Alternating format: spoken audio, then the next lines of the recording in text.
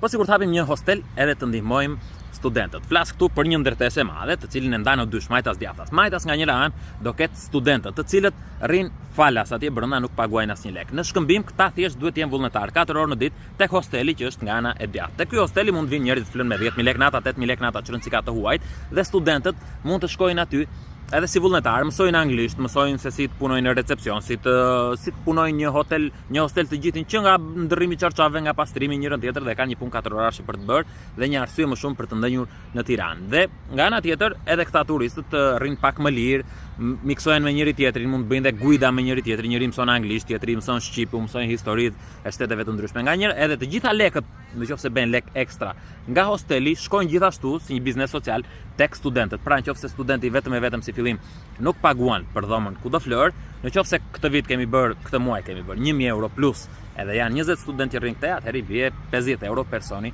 më shumë për të paguar veç pjesës që do paguheshin normalisht. Si mund ta bëjmë një gjë të tillë, kush do jenë pjesëtarët, kush do jenë studentët, do kisha shumë qejf të ndihmoja këtë gjë, po u vet nuk e bëj dot. Kam 10-15 vjet me këtë idenë dhe se bëj dot. Po se bëra bashkë me gjithë të tjerët, vetëm është shumë e vështirë. Nëse keni ndonjë ide, shkruani në komente që të jenë tëra transparente dhe mos të përsërisim të njëjtat gjërat në mesazhe. Faleminderit shumë. Mendojeni një herë se është ide e paparë, qoftë edhe për të ndryshuar jetën këtyre 20 studentëve, që rëndësika sa janë.